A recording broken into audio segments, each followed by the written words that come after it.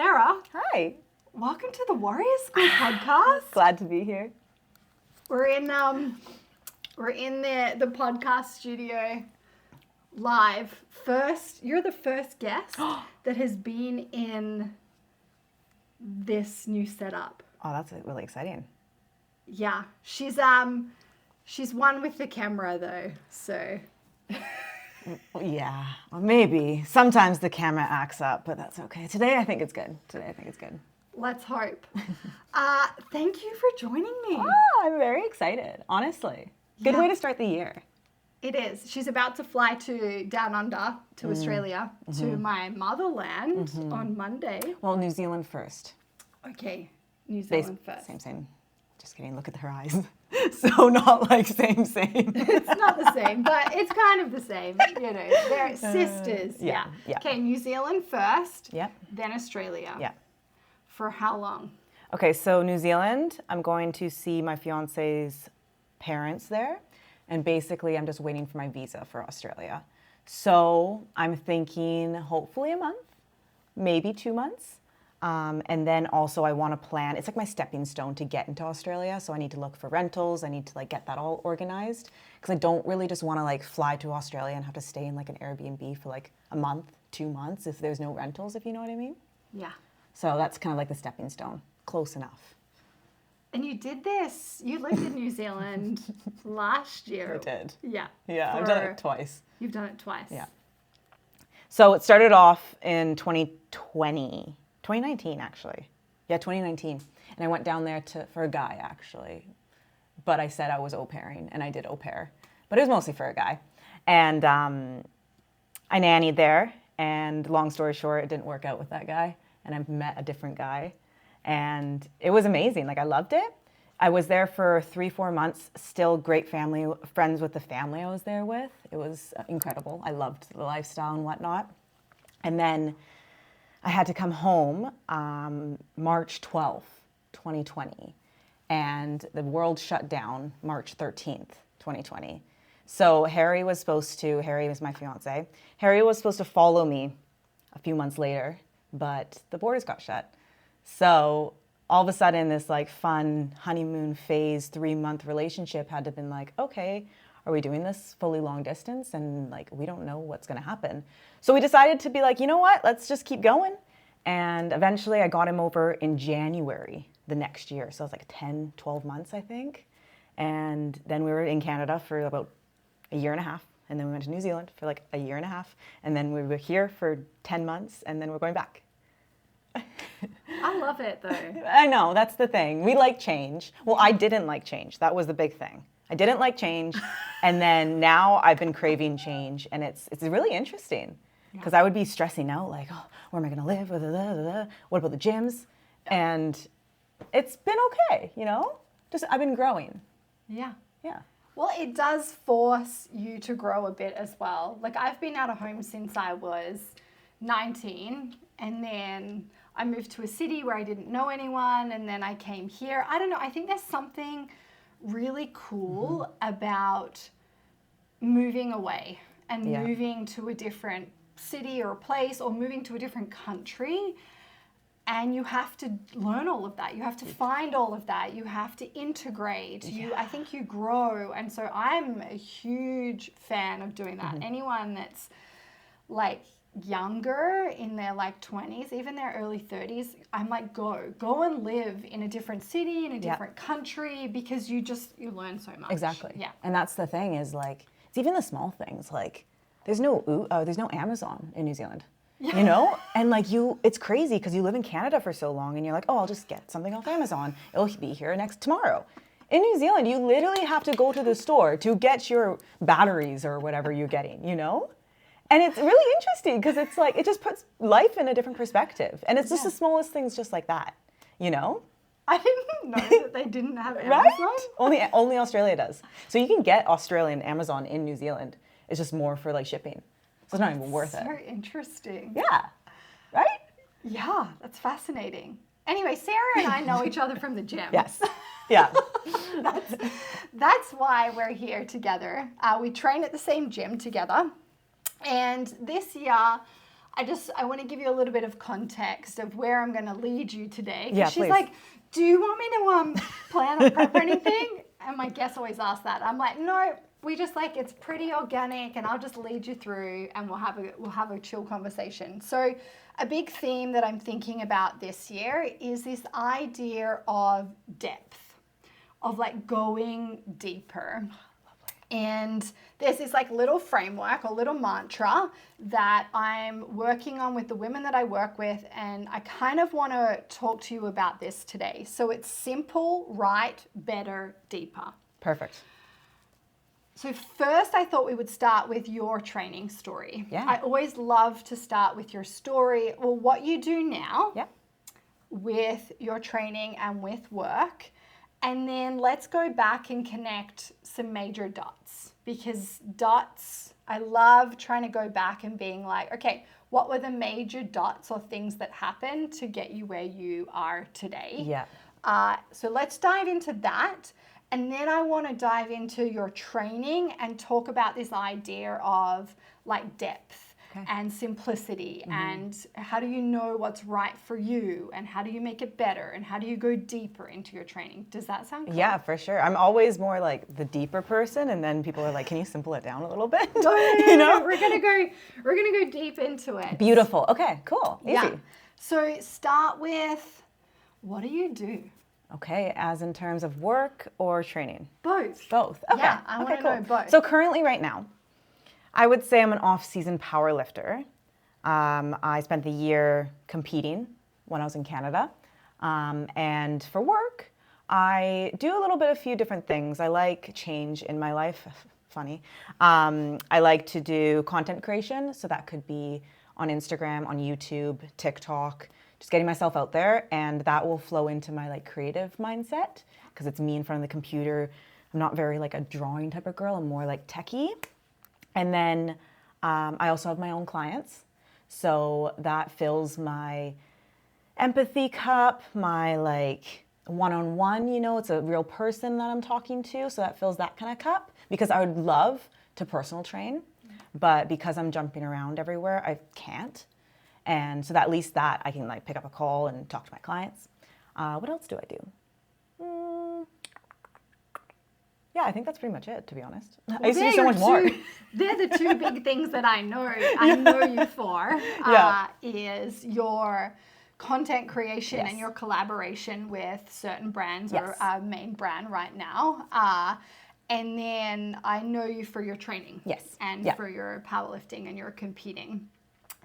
How did you, I'm always super fascinated around how someone got into training and got into fitness. So I want to hear your story about your relationship with training and with fitness. It's like one of my favorite questions, to be honest.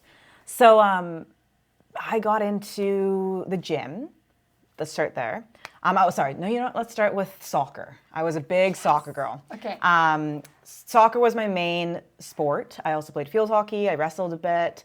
I tried gymnastic. I'm not very flexible. But I tried. Soccer was my main one. And when I was in my last year of high school, I tore my ACL. So I had surgery done on my knee. And after that, that's kind of where you stop with soccer, unless you want to go and play for universities or whatnot. But because that gave me such like a halt, then I was like, I'm not going back on the turf where I tore my ACL so easily, even though I loved it. And then I got into the gym, because that kind of fed that cup where I was craving that adrenaline. I was craving that pump, whatever I felt on that field. And the gym was there for me. Then I was doing the most random things, obviously, as everyone would be, you know, and that's totally okay. You know, it's totally okay. And then I got into CrossFit. So I got into CrossFit and I really loved it. I loved how there was squats, for example. Yeah. But I did find the one thing that lacked with CrossFit was the back squats only came in once every 2 weeks, once every 3 weeks. And I was like, how am I going to improve this if I'm only doing it 3 weeks? Like I'd rather do squats than like overhead press, you know? And I did it. And then I also wasn't a huge fan of like the fast moving pace, you know? And I was like, okay, we're getting closer, you know? And then I ended up actually switching gyms and going to our gym for the first time and finding a little group there, little friend group, you know, and a coach. And this coach led me into maybe the bodybuilding world. And I was like, oh, interesting. Like, I only thought this was for people that like were really dedicated and like really like had a lot of muscle, because at this point, like I was just training for fun, you know? And the person led me to tell me that, no, you can do it. Anyone can do it. And I was like, okay, cool. And at this time I was 20, I believe. So I was young. Yeah. My brain was like, people could come in there and squeeze it however they wanted to, you know? I like that analogy. You know, exactly. Just like squishy. Yeah. And it was a dangerous growing time. It was fine. It's all good. Anyways, so I started prepping for a bodybuilding show. Ah. Yeah, and like I said, I didn't have much of a base on me, and it's just interesting because my coach just went, let's lean you out as soon as possible, kind of thing. So I cut the calories. First time even tracking calories, cutting my calories down, doing a lot more cardio, still training in the gym and whatnot. And I got to this point of like my body that, yeah, I looked like a bikini competitor, but I still didn't have much muscle mass on me because there wasn't much there. Like, I wasn't growing her for that much longer. So I ended up prepping 4 weeks out till my comp, and it got canceled for COVID. So I lost my period. I messed up my hormones. At that such a young age too, at any time, is such a huge detrimental thing to your body. And I didn't really know. I was like, oh, okay. So this is like 4 years ago? 5 years ago? Yeah, this was 5, I guess it'd be 5 years, 4, can't do the math. But yeah, something like that. And then, yeah, COVID shut it. And then after that, I kind of did some like soul searching and was like, you know what, I don't think this is for me. Like, luckily, I didn't cut my calories an intense amount. I've been hearing horror stories from other girls, how much they cut. And it's like, it's sickening, honestly. Yeah. And the whole the whole bodybuilding story and the journey is great. There's some pros about it. There's also some cons, obviously. But currently right now, of my stage and where I was then, that wasn't for me. Yeah. So I knew I really enjoyed lifting, and I did enjoy food as well. And I was like, what else is there? You know? You know, like, I love that. well, they don't teach you in school, hey, after you're done soccer and after you're done any sport, you can do other stuff.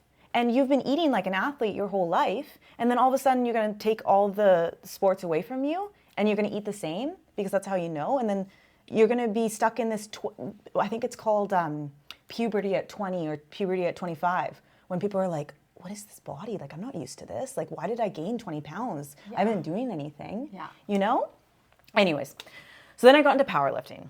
So there was a huge powerlifting community at their gym. Yeah. So luckily, I also had my best friend at the time who actually introduced it to me. So grateful for her, because I got into it and I was like, oh, cool. And the whole community was like, yeah, you gotta eat. You gotta eat. Like, you have a big squat tomorrow. Like, eat as much as you can. Here, have some candy. Have this, you know? And I was like, oh, okay. Love it. So I got into powerlifting, and then I did my first competition, and I realized that, like, I know it's not supposed to be like I'm quite a competitive girl.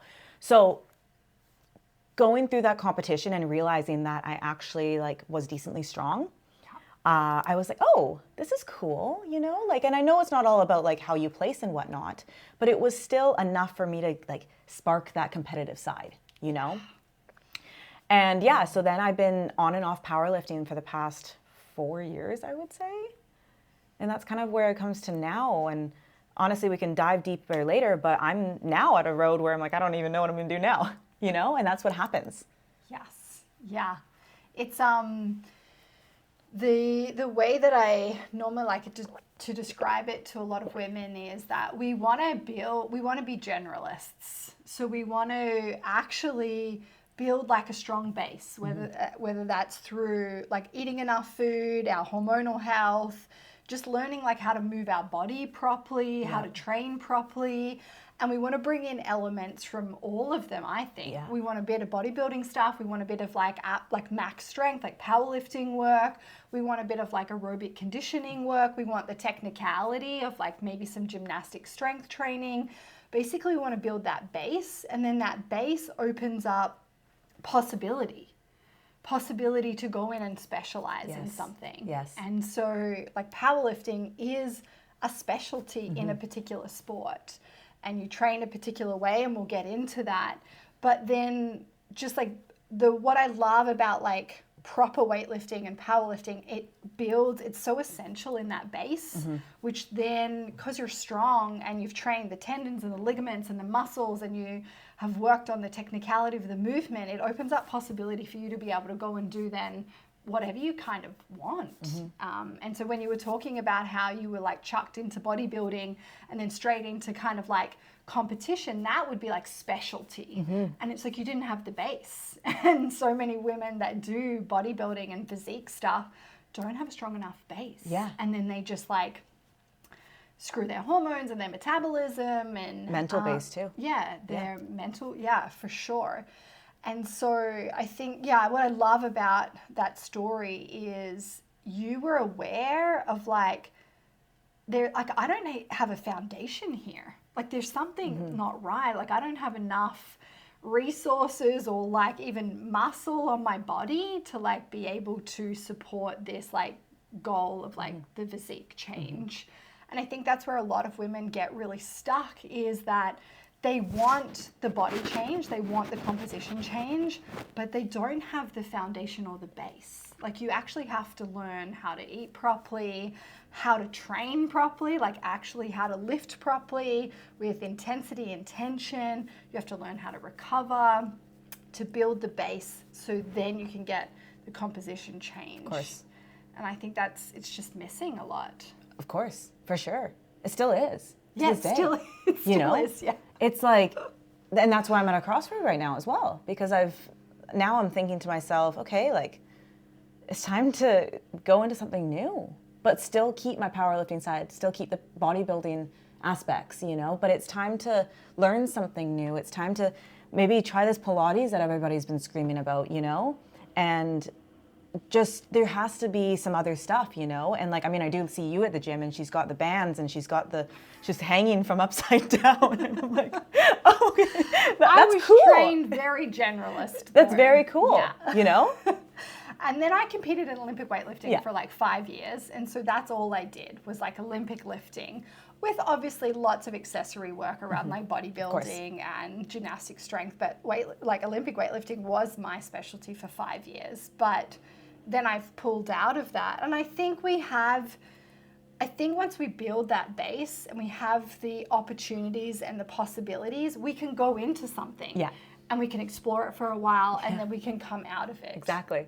Which sounds like this is where you're at right now, of like you've done powerlifting for like 4 or 5 years now.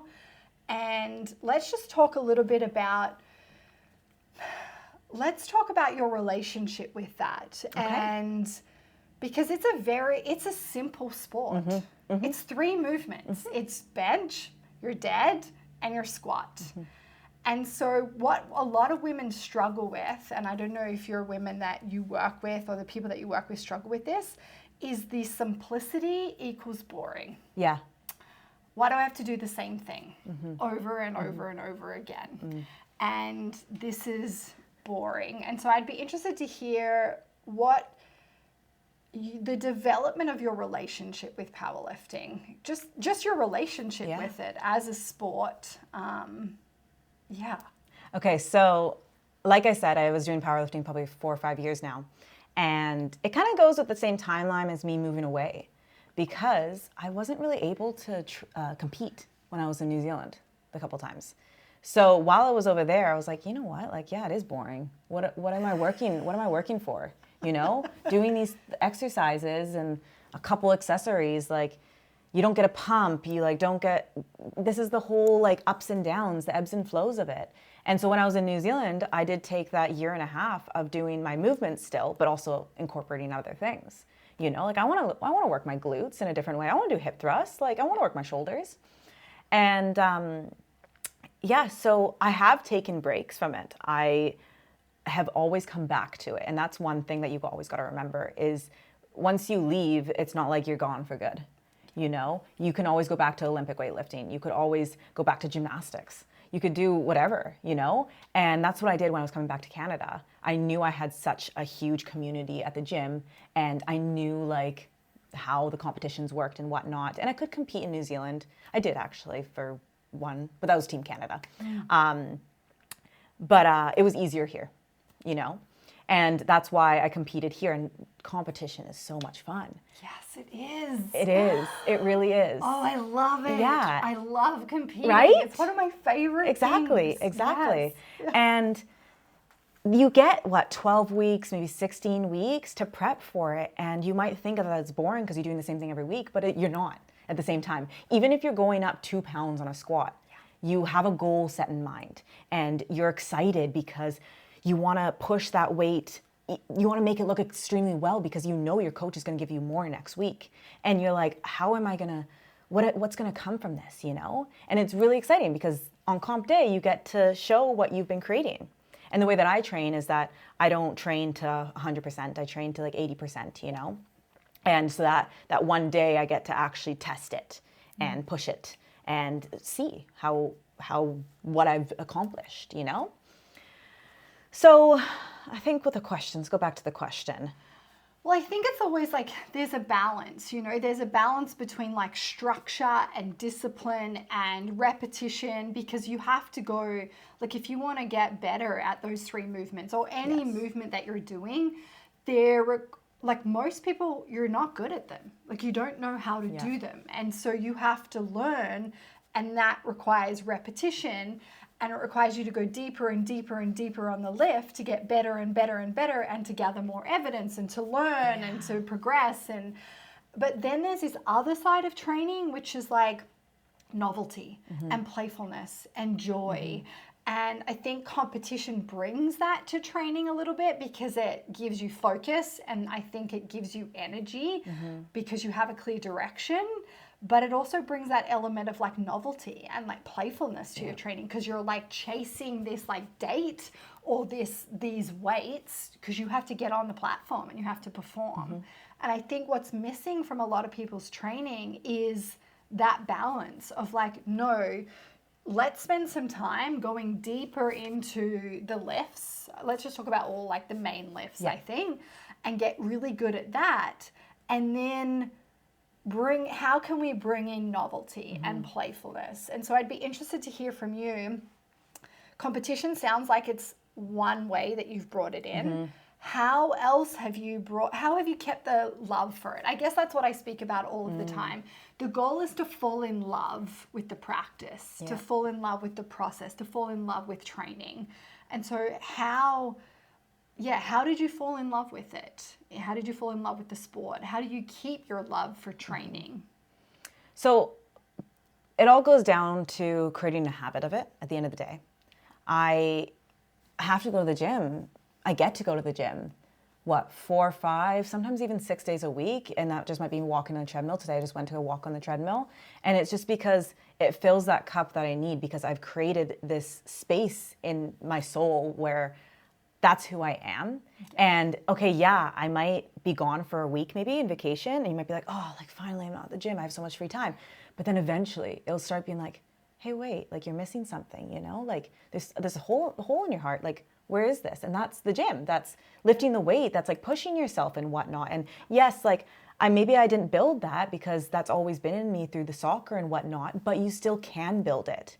And it takes time. That's the biggest thing is you have to go, you have to set the time and however the way you want to see that. Like for me, what works best for me is setting like the date. So Monday, I'm always at the gym, you know, and Monday I'll always at the gym, you know, and Tuesday always be at the gym. Wednesday will always be my rest day kind of thing.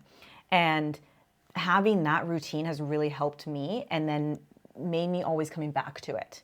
Yeah. Now, other things like, obviously competition has kept me exciting and whatnot. creating a body is incredible. Yeah. It's super fun. It is really You know, fun. and there's that like weird iceberg balance because I can get deep and dark and scary sometimes because then you can dive too much into it, what the bodybuilding has taught me, but then the powerlifting has brought me like the other side, you know? So yeah, creating your body and like seeing you build something, you know, you have shoulders all of a sudden, you're like, oh my gosh. And it doesn't happen overnight. That's the exciting thing is like, and that's why progress photos are so amazing because you can't usually see it, you know, because it's like every single day you slowly build and then all of a sudden maybe you have like a look in the mirror and you're like, wait, all of a sudden like the jeans fit a little better, you know, like the shirt feels a little bit better and whatnot. And it's just really exciting. So that's another exciting factor. But that one's a little bit harder, I find, because when you get to the gym and you only use that as like, oh, I want my body to look amazing, you know, your motivation, and yeah, you can have dedication and whatnot, but like sometimes I'm like, you know what, maybe not today. I don't want shoulders. Who wants shoulders? You know, like that goes in. I you don't know? need to grow my butt. Yeah, whatever. Like it doesn't matter. So that's the thing. Is like sometimes you need more. Yeah. You need like that habit of going to the gym and doing the exercises. Yeah. You know. But what I'm hearing also from you is that you need the balance between the performing body and then the aesthetic body. Mm-hmm. Yeah. Yeah, exactly. And so if you don't have and this is a big thing, if we don't have the performing side of things, like we're driven by the fact that we get to like learn how to lift properly and we get stronger and we can get, and so that's the performance side of things. Like, Yes. you don't have to compete, but like the competing and the progressing in your weights and learning a new skill, then you have the aesthetic side, which is fun. And I tell women all the time, you know, there's nothing wrong with wanting to change your body and wanting to like build a body that you love. We just need the foundation and you just need the performance side to it. For sure. Because it's not enough. And so many women have played in that space for such a long time. It's just not enough just to be focused on the aesthetics. So what I'm hearing from you is that what helps your relationship and showing up with your training is, yes, it's a habit. It's like who you are. You're a woman who trains. But it's also you found a balance between performance and aesthetics. And because you've been doing it for a long time, you can correct me if I'm wrong, but the mind has learned through habit and through getting strong and performing, I can create and build a body that I love. Yeah? For sure. Yeah. Well, that comes down to the path of bodybuilding and powerlifting. Powerlifting, you can look however you want. It's just about chasing that number. It's just about performing, you know, and you can eat more, you know. And like that's what I went up a weight class because I was like, oh, okay, like whatever. It doesn't matter. Eat, you know, and like you can get a new number, you know. Where the bodybuilding was like, how do you look today? Okay, we need to work on this. We need to work on that. And like, so it's just a mix match of the two, you know? Yeah, which I think like women need that because they want, like we do want both. Yeah, I think we want to feel strong and we want to be healthy and we want the body to perform. We don't want it to be in pain, but we also want to look good. Yeah. And so it's like inviting you to look at your training and thinking what elements are missing from your training. Yeah. Because if you're not lifting a lot of heavy weight, well, then there's not that kind of max strength work going on, which is so good for like so many reasons. Or is your training missing elements of like bodybuilding that you might need to be able to actually like create the body that you love? So talk to me about, I'm super interested to hear over the last few years, your structure and balance of your training. Okay. How do you bring them both together? Because you do both. Yeah. Like I see you, obviously like the main focus in the training is those 3 key lifts and getting stronger in them. But you also do a lot of accessory work. You do a lot of bodybuilding work. And so talk to us about what does that look like? How have you balanced that out? Yeah. Okay. So when I'm competing, I always hire a coach. Because when numbers come into play and mentally and whatnot, you need someone saying stop or go ahead, you can do this kind of thing. And because it can be quite dangerous when you're lifting quite heavy weight, you know, and you can't just like, your mind will be like, oh, no, we need it, try again. And like, you can't do that, you know? Yeah. So we'll not talk about the competing side of things. Right now, I'm more like a power builder right now. So I keep like that power build. Yeah, right? Yeah. I keep my 3 lifts. So I've dialed them down. Instead of doing bench 3 times a week, I do it once a week. And I still have them in there because it's still a part of me, you know? Yeah. And then on top of that, I've added the bodybuilding aspect as well. And currently right now, that's what's working for me. So I'm still switching it up. Because I'm my own coach right now. I'm still deciding how I want to do things, if I want to try different stuff and whatnot. And currently right now with my life and the change right now, I'm kind of just keeping it the same, you know, but as soon as I get settled, I do want to incorporate a few more things, you know, some yoga, some stretching, you know, and I've done that in the past, you know, I was going crazy with my dragon squat, you know, and I loved it. It was so cool. And I want to be like that, you know, right? So I think it's just a matter of like doing what you want to do and bringing like those goals. Like, yeah, I want to work on my body. So that means I'm going to do more of the bodybuilding movements, but I still crave that performance. And you can still do things like that Venn diagram. You can still do the ones in the middle, you know, do some weighted pull-ups, you know, and that's strength. And that's also bodybuilding at the same time. So I think that was the answer to your question. I always forget. I always go, yeah, no, it is. It's about like, bringing all the elements in. I guess coming back to kind of like the mantra that I wanted to talk through is this idea of simple. Mm-hmm. And so would you say, like, when you think of your training and your approach, do you feel like it's simple? Mm-hmm. Or do you feel like it's, because I feel like a lot of women, they try and overcomplicate it, or it's like there's like a lot going on. And I just would be interested to hear do you feel like your relationship with training is pretty simple and your training actually is just pretty simple, that it's like pretty elegant and beautiful with the simplicity of it? It very much is. And I've gone through that before where like, this is a couple of years ago where I've thought it didn't need to be simple. Yeah. You know, I thought it had to have these cool movements, you know, I thought you had to do like 3 different exercises in one, you know, you see things online and I was really struggling that. And then I was like, screw that. Like, it doesn't make sense. You know, if you're going to work your shoulders, you might as well just focus on your shoulders, you know? And obviously there's a time and place for everything, but I found the simpler, the better, because then you can push yourself more.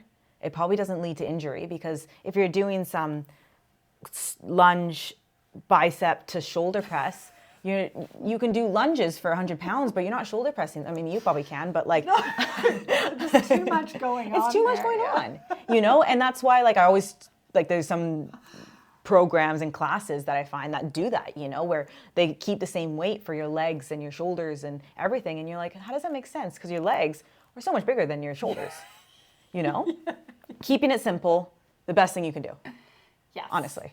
Yeah, and I think that we can just have a hard time with that, of like literally doing, you know, a lat pull down for like months and months or even years on end. I tell my women, I've been working on movements, the same movements, for like 15 years. I'm still doing them 15 years later, yeah?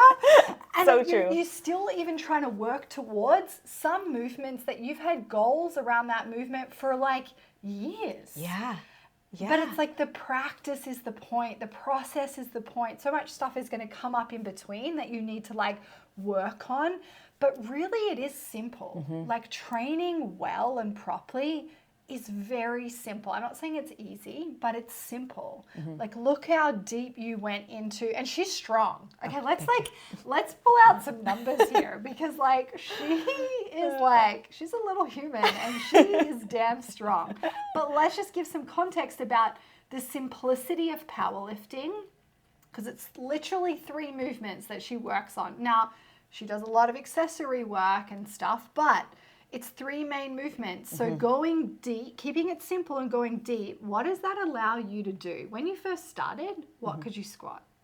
Oh gosh, maybe 165? Pounds. Yeah, pounds, sorry. Damn it. What is that in kilos? I could... No. You give me the pounds and I'll work it out Okay, in so 165. Kilos. Okay, so that's 75 kilos Yeah. when you first started, yeah. And then... What's your 1RM squat right now? Right now, 300 pounds. That's 136 kilos. Yeah, that's very exciting. What's your weight class? I am currently probably like 61. Yeah. So I could do kgs for that. 61 kilos and she could squat 136 kilos. Okay. What's your dead? Well, what did you start with? Okay, deadlift. It's hard to start with, but I remember hitting 100 kg. Okay. And being like, wow, this is incredible. 100 kg. You know? So that's like 220 plates, or about, 225 pounds. And now my max is 152.5. 152.5 Yes. kilos, yeah. I love how you knew squat in pounds, and then she knew her deadlift in kilos, and she knows her body weight in kilos. Powerlifting, I know. 335 pounds Yes. you can deadlift, Yeah. yes? And what can you bench? 335, wait, is that right? I feel like it was at 352. Okay. Maybe not, I don't know. Who knows? It's hectic. But it's a lot. It's like in the mid 300s. Bench, now we did 80 kg. 80, Yeah. yes, which is a lot of weight for a bench press. Yeah, it's exciting. Very exciting. I did love my bench. Yeah, that's 176 pounds. It's wild. It's actually wild. And we're like, it's not, like Sarah said, it's not just all about the number you can lift, but where I'm going with this is that the training is simple and you went deep into it. And like before, you bench 3 times a week. How many times did you squat and how many times did you deadlift when you're prepping? When I'm prepping, squat was twice and deadlift was twice. And 3 times bench. Bench, yeah. Females can recover a lot And that's more. just like... A lot. But it's just like the same movements. Like, yes, there's a different angle and different approach, and like maybe the programming's slightly different on the different days, but it's just simple and it's just like going deep into it. It's true. It's very true. And then with like the bodybuilding side of things now, same thing. Would you say simple? Yeah, simple. You know, it's like going back to with powerlifting, yeah, it's the same thing, but once you're in it, it's not exactly the same thing because all of a sudden you're doing a volume, which is so different, you know, repping 5 to 10 reps with bench, but then on Wednesday you do 2 to 3 reps, and that's so much different.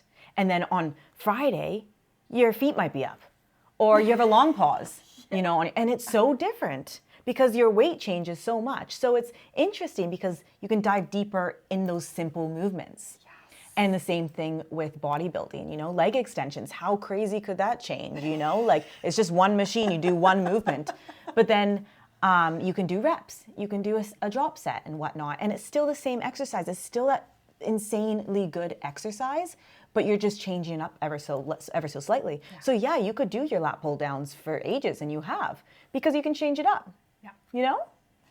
Yeah, it's the simplicity is in the movements. Yeah. But then it's cool because you can go deep into how you actually change the approach for the movement. Exactly. Which brings in this idea of the depth piece. But I want to move into the right. Okay. And when I talk about right, I think a lot of women really struggle with what's right for me right now. Oh yeah, I can talk about that for sure. Yeah, so I'd be interested just to hear from you around how do you know what's right for you right now? I think because a lot of women, they have a disconnection problem. They don't trust their body. They're disconnected from it. They don't know what's right for them right now. And so I'd be interested to hear, yeah, how do you navigate that? How did you learn it? Did someone teach it to you? And what's your approach with that now, currently? I think the biggest advice that I can give is you're probably not going to know what's right for you. You know, and unfortunately you're gonna have to just jump in the deep end, you know, and that's kind of what happened with me in bodybuilding, and it might take time, you know, and hopefully you do have resources like a coach or whatnot that could help you make these decisions for you, but you do have to self-reflect and be like, am I enjoying this, you know, and like, I get it. Some days you're not enjoying it, you know, and I don't like lifting some days. Like, Me neither. Exactly. Some days I don't want to do it. I don't want to go. Exactly. Yeah. Like what? And then they're like, wait, how do you keep doing it? I'm like, I don't know. I just keep doing it, you know? And yeah, you don't need to love it all the time. And that's honestly, I think about it like my partner, you know, I love him. Sometimes I don't really like him, you know? And call it my luteal phase or whatnot, but I swear, like that's how I feel about training. Yeah. You know? Yeah. And you'll find what's right for you. And I know that's the annoying answer to hear. No, it's not. I think one thing I talk about a lot is that we can only learn through experience. Yeah.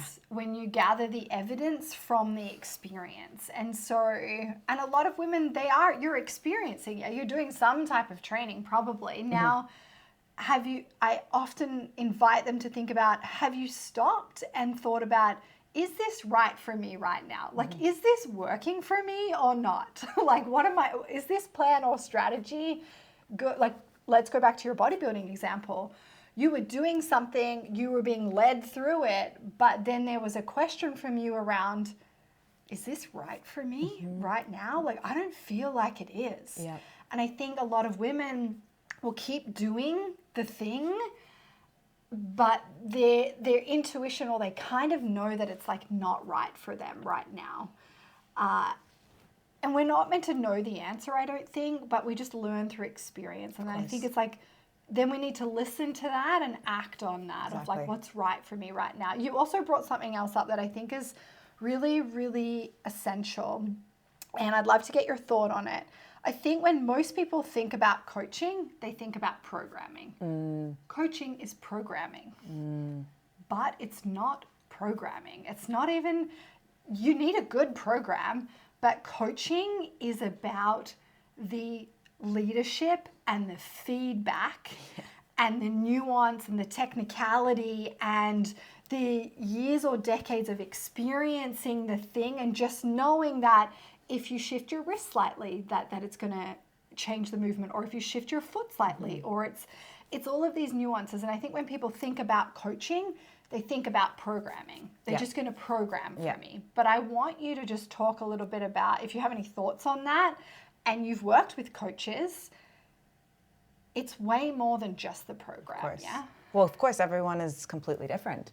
You can't just like give a program and like, yeah, you can, sure, if you're starting off and you want to like just be like by yourself and go through this by yourself, that's totally fair. But if you want to look into a coach and whatnot, you learn so much more about your body. And also, to be a good client for your coach is to like provide information, send them the videos, tell them what's going on. We're not mind readers, So honestly, like sending them videos so I can see that your foot is coming up on your bench or whatever it may be, because there'll be a problem or there'll be a solution to that problem. Yeah. And data is like, the more data that you can either collect on yourself, because you can, like you can, we give you a little secret here of like, if you didn't want to hire a coach, one thing you can do is like film yourself and then learn how we should execute the movement properly, and then the filming is going to give you some type of feedback so you can see, because sometimes it feels completely different to how it looks, and vice versa. Yeah. You're like, well, that felt horrible and actually it looked pretty good. Or sometimes it feels really good and you're like, oh, there's all of these things that I can see. But I think that it's the feedback of like, you either need to try and find a way to give yourself constant feedback, and you get good at that the deeper you go into your training, or you need someone to give you feedback and teach you how to do that, because like anyone can follow a program, but can you execute the movement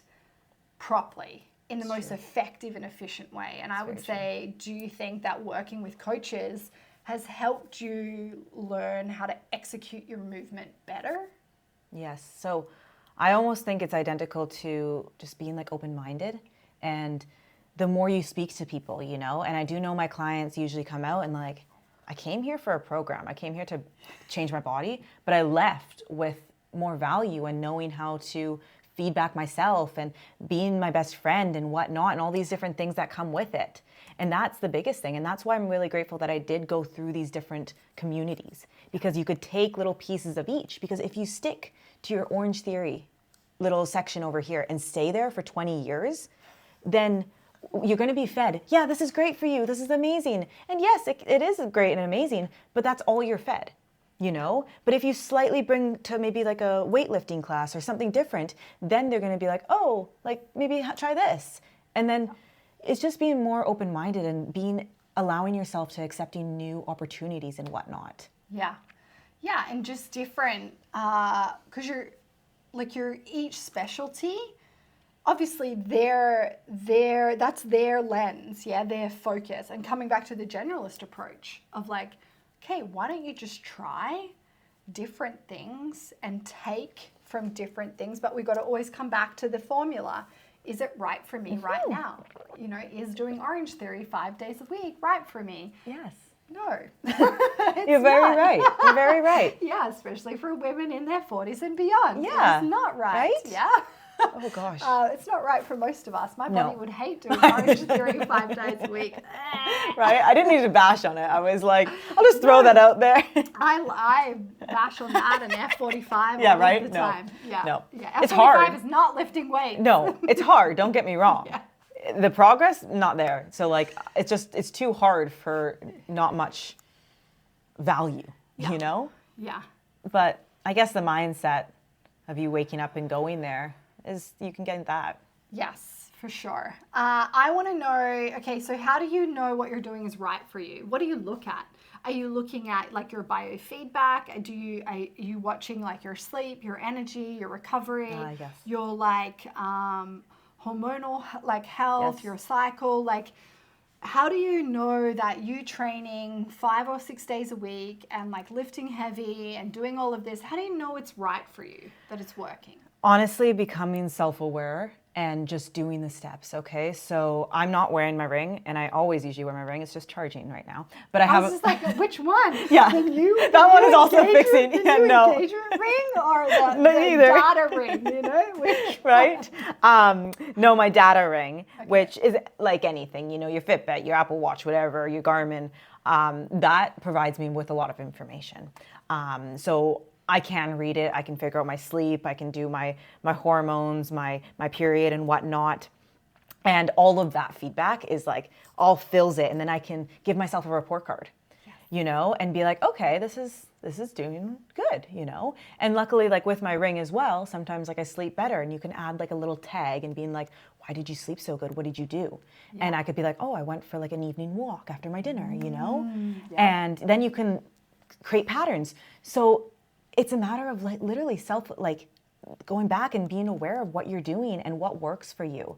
And no one's going to come down and say, this is right. You are on the right path. You just got to trust yourself, you know? Yeah, but you learn to do that through data. Exactly. Through Data, yeah. repetition. So you actually have to show up to the practice and to your training. And then you have to, you know, try and create your food strategy. Then you just have to collect data. And the more data you can collect, the more information you have that you can use to tailor the strategy. And with the more data you have to collect, the more things that you got to do. So how will you know if yoga is good for you if you don't go ahead and try it? Yeah. You know, and sit with it for a bit. How do you know how are you going to feel? Like I was a vegan for a really long time. Yeah, I was going to touch on that actually. Yeah, no, and it's like it's interesting. I was like a full advocate for it because one, I put myself in the veganism group where everyone was like, yeah, you're doing the right thing, blah, blah, blah, blah, blah. Yes, it is. It's great in aspects. But I didn't know the data of me being a meat eater because I wasn't collecting. I wasn't doing my blood work. I wasn't doing all that kind of stuff. And then I had to pull myself away from it and try different stuff and realizing that my body does love meat. It does work better. It does work better with dairy as well and more like animal-based diet. And it's crazy because it's like, oh, like if you go just like consume the social media on the veganism side, it's telling me that it's terrible for my body. And I would listen to so many podcasts that would be telling my body how terrible it is for you. And there's some beauty in that too, where you manifest how bad it is for you as well. But then, like I said, just go try it out, try something new. And then you realize that, oh, wait, maybe I did like it over here, you know? Yeah, well, you were just looking for it. We all look for confirmation bias. So it's that's just it. like we'll That's the word. feed ourselves with that confirmation bias of like just to make sure that our like narrative or story is true, we'll seek that out. Yes. Yes. And we're fed that through the community or the social media consumption. But I think what I love you saying is that you've just got to go try it on. Try it. And that idea came from one of my warriors, actually. She said it one time of like, just this, taking this posture of trying it on. I love it. Because like social media is going to feed you so much stuff. The fitness culture is going to feed you so much stuff. Your friends, your family, everyone, so many external inputs are going to come in. And this is where women get so confused because they're like, well, I don't know what's right for me.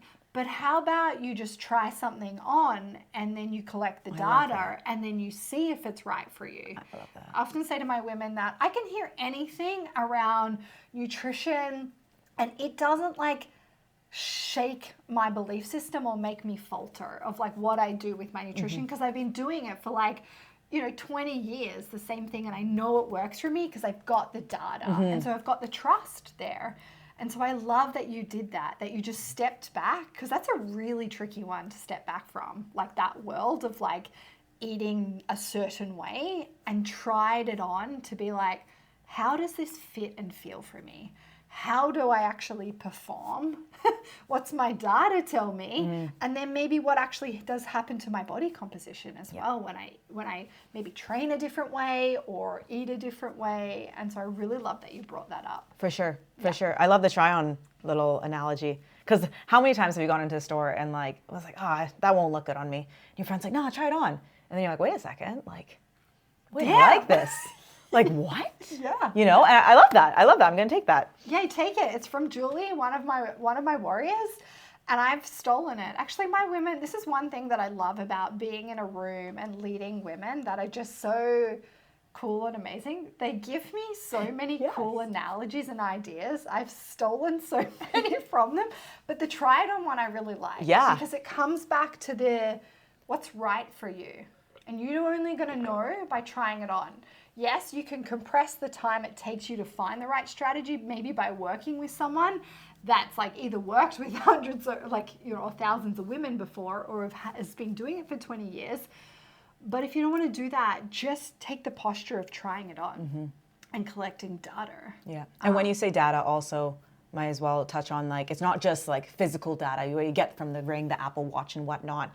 You have to be self-aware with journaling or like doing something like that, making monthly goals. I'm not a year goal kind of person. I'm more of like a monthly goal, and then reflecting that month and being like, okay, how did that go kind of thing?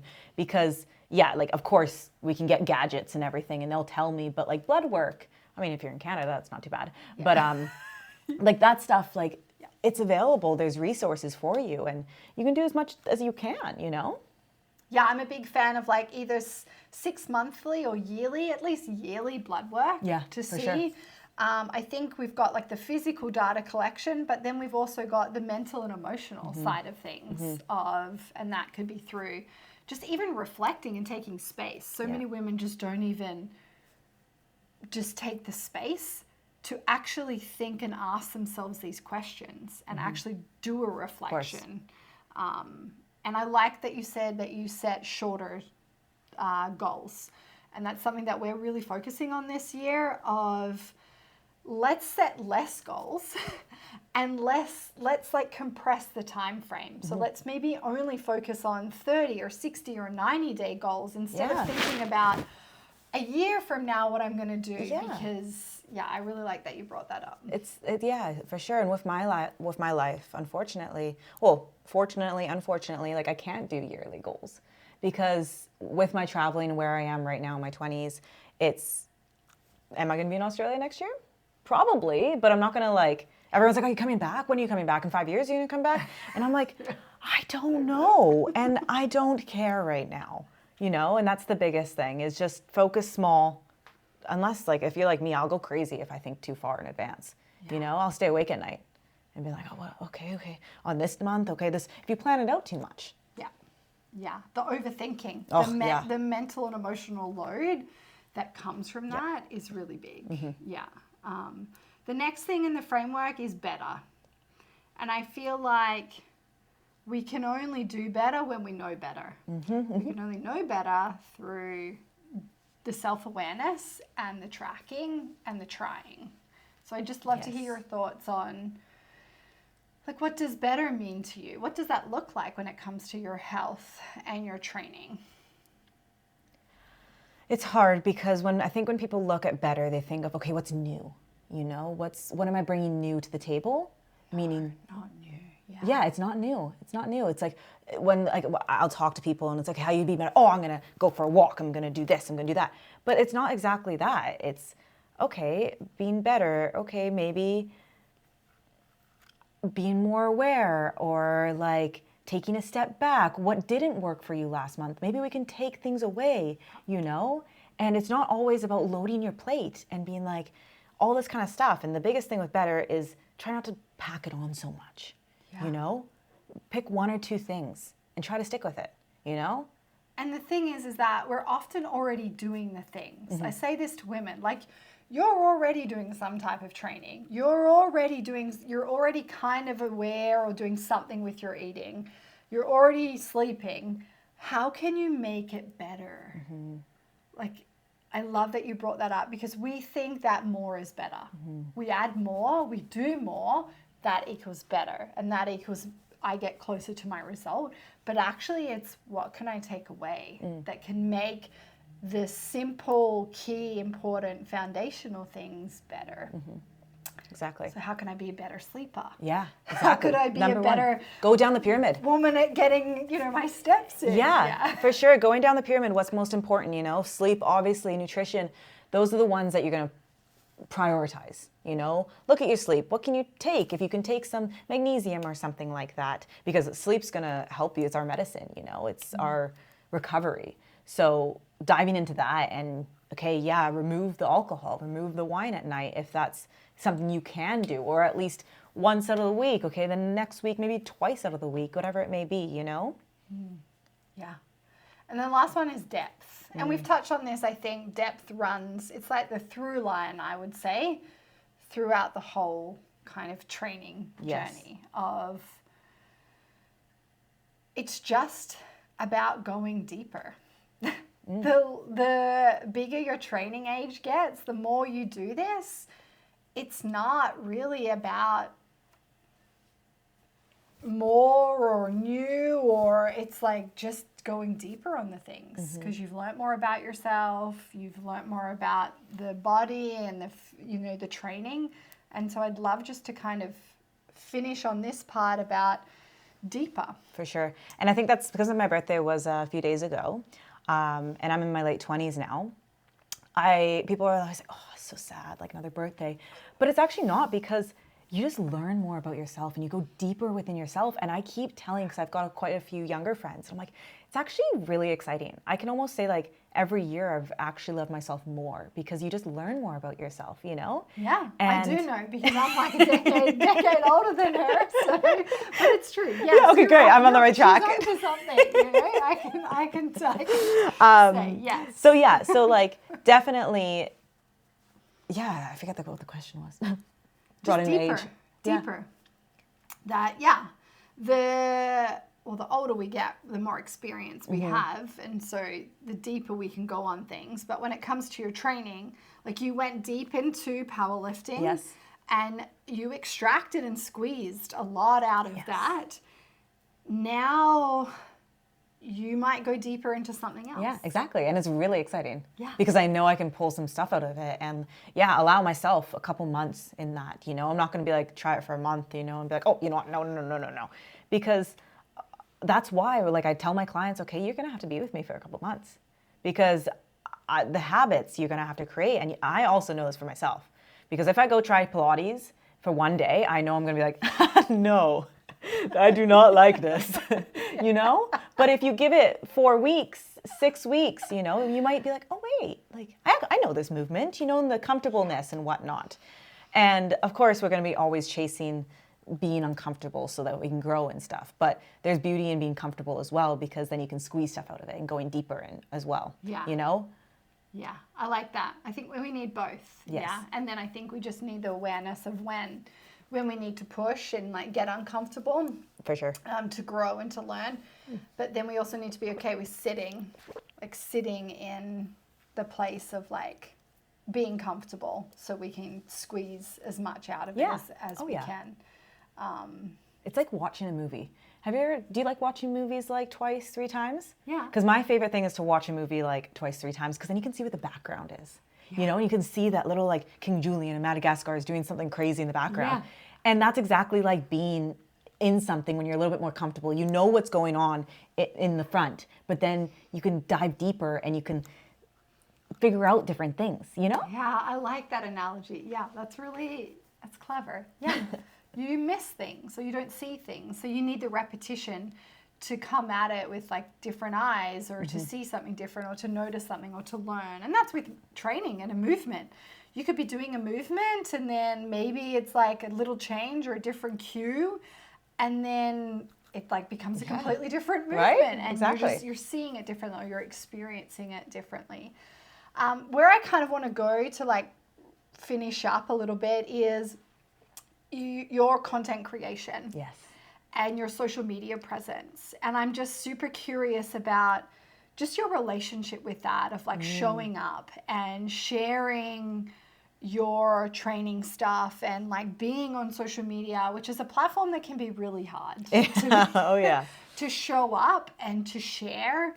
And so I would just be really curious if you could just share, your experience with having, that content creation and having a big platform and a really big audience. And obviously it's very centered around your physical appearance and your physical ability. Oh, yeah. And how do you manage and navigate that? Because I'm sure it's not easy all of the It's time. definitely not easy. And I'll tell you one thing, no matter how many followers or how many likes you get or whatnot, you'll still go down to being like, am I doing this? Am I doing good? Am I enough?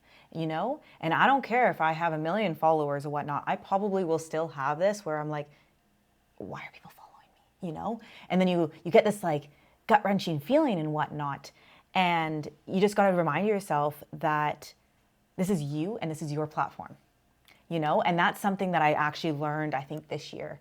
When I first started my social media, I was trying to please everybody, give them everything that they wanted and provide the content that they wanted. And I wasn't getting anywhere, and I was like, oh, what's going on? I'm doing the recipes, I'm doing the stretching, I'm doing this, why aren't people biting? Why aren't people like, and they could see it. It wasn't me being authentic, Yeah. I was like, right before the recipe videos, I was like, oh, okay, gotta go make another recipe video, gotta go make some protein muffins, And it wasn't me, and eventually it might be me, like who knows in the next near future. But currently right now I've figured out something that I do like to share. And like I said earlier, it taps into my creative flowing, and I'm doing it for myself, and these fun videos that I do create, or these photos and stuff. Like I love creating content. I love making my body look a certain way in photos and stuff. It's just really empowering. And you have to remove yourself from the validation that you do get on social media, because it's so toxic that you can see the likes. And this is another thing with Instagram. A lot of people like hide their likes, and I've made a vow to myself that I would never hide my likes, because some posts do terrible compared to others. Yeah. But I really want to overcome that and not fear that and be like, it's okay. Like people can see that, because I've got nothing to hide. That's social media. So that's something I did vow for myself. Now going back, I did see the beauty of lifting, and I found a way to capture it and put it together. And it's so much fun for me right now. Yeah. And that's currently what I've been doing. And also I just found it like interesting that people found it really interesting to follow like a prep journey. And on YouTube, I did a powerlifting prep journey, and I thought it was basic, boring stuff because I've been doing it every single week, But then I was so surprised that people actually enjoyed it. They care about me ripping a callus, and they care about me changing things up, because it's a little bit different, and it's so like refreshing too. But that's falling and seeing what people do enjoy. So you do have to be mindful on the validation that you get from that and whatnot. And it is a very scary place. I'm not too scared about the hate comments. I find the hate comments actually quite funny. Yeah. Let's pause on that for a second, because I have quite a lot of thought around that. Of course, sorry. I'll just keep going.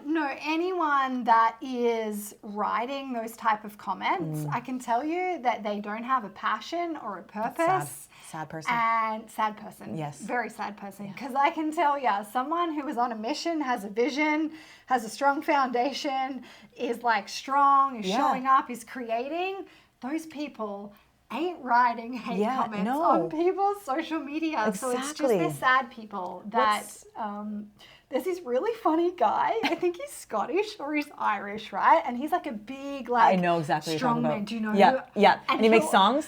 Yes, he makes songs and he sings. I love in it. this cool Scottish or Irish accent. Basically, he'll go onto these people pages, like say Sarah did something and she got like a whole bunch of like hate comments about it. So he'll pull up Sarah doing this, like squatting her like 140 kilos, and he'll comment, like he'll do commentary, and then he'll go into their profile and he'll pull up their profile, and they just like look like a loser. Yeah, seriously. They don't train. They look like a creepy loser. And he just basically says, come on, this chick is like, 60 kilos So and squatting true. 140.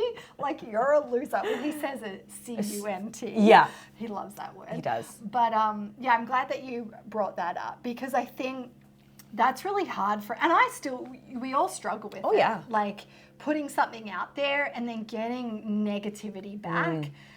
It's really hard. But when you can go into like the third chair in the seat and sit back and think, you know what? Successful, healthy, happy people with a nervous system that's strong, that are showing up and doing great work, aren't those people that are doing that. That's it. And so we just keep going because you have a table and a tribe of people that support you. And so I love that you brought that up. The other thing that I love that you brought up is that you do it for yourself. Yes. And so and I'll share Sarah's social, but you should go on it. And I've seen it kind of morph into this, bringing in really what I think is like your 3 favorite things: fitness, fashion, and fun. So fun. So fun. When you watch her, it's fitness, and she's doing really cool fitness lifting stuff, but it's also fashion, and I just love it. I believe we should dress to win. Oh, for sure. sure. And I think like how we dress changes the posture and how we show up. Exactly. And I think we perform well. Yes. There's like Flo Jo, she's like a 70s sprinter, and she had this saying which was, dress good to look good, look good to feel good to perform good. And it's so on point. Exactly. And so you bring in fashion, and then you just have fun. There's like this playfulness element. Exactly. I don't know, am I seeing that right? No, exactly. Those are the words I would definitely put into it. I'm glad you say that to me because it's great feedback and whatnot. And for sure, and also to touch back to the hate comments, I do find, and you could probably take this as well, when you do get those hate comments, it's not people that usually follow you. So you got to remember that that post is doing well because it's getting pushed to other people. And I notice when my videos go viral, I get the more hate comments because it's no longer in the fitness, it's in the people who don't know fitness. And they're like, why does your bench look like that? And that's not good. And you should be careful with your back. And I'm like, I know you don't train, sir. And all that. And it's all that. And I love responding back to them and whatnot. And to be honest, a lot of my followers actually respond back to them. And then there's a whole popcorn eating argument that you can go and follow. It's really interesting. It's very entertaining. Yeah. But yeah, that content and it might change, with my content, with fashion and fun and lifting and whatnot. And that's what I've been molded into this year and stuff. And who knows, like when I go to Australia, I might change into more nature and stuff and like something else for me to enjoy. But I found going back for content and whatnot, keeping it simple is the biggest thing. And that's what I missed years ago, was trying to do everything. For me, it's just keeping it simple. And like, of course, like my life is exciting and I want to share it all and whatnot. But I can't create content for all of my life. I want to enjoy things, So just keeping it, doing content that you're already doing. So if you're already lifting, then I can film that. I can film myself putting lipstick in the mirror as well. It's not too hard, but nothing too intense, if that makes sense. Yeah, it's like show what you're doing. Exactly. To finish up, you've got some really cool collaborations, any cool projects coming up, like you're moving, anything else that's like on the schedule or the agenda that you want to share? Honestly, I'm with my sponsorships right now. I keep it pretty simple with my sponsorships, one having a clothing brand and one supplement brand, because that just carries me through my fitness and whatnot. Anything else, to be honest, I'm focusing on moving right now. Yeah. As crazy as that sounds, like it's going to be hectic, and because I've done this so many times, I know to just be like, it's okay. We can take a pay cut or whatever it may be, because it's going to be a lot on me. And especially because it's January right now. There was so much. I just got engaged. It was Christmas. There was New Year's. It was my birthday. There's a lot. So my poor dopamine is like, it's tired, man. I just want to sit on a plane and maybe just sleep for a while, you know, and not think of much. So eventually my juices will produce something, but I'm not going to push anything right now. And that's one another big thing is just don't push it, you know, it'll come, you know? I love it. Thank you so much. Of course. Thank you for having me. Yeah, it was a pleasure to talk to you. bless. We see each other all the time, and we've never had, you know, an hour and a bit conversation. So I grabbed her just before she was going down under. So I think there's a lot of gems in that for women and training. So For sure.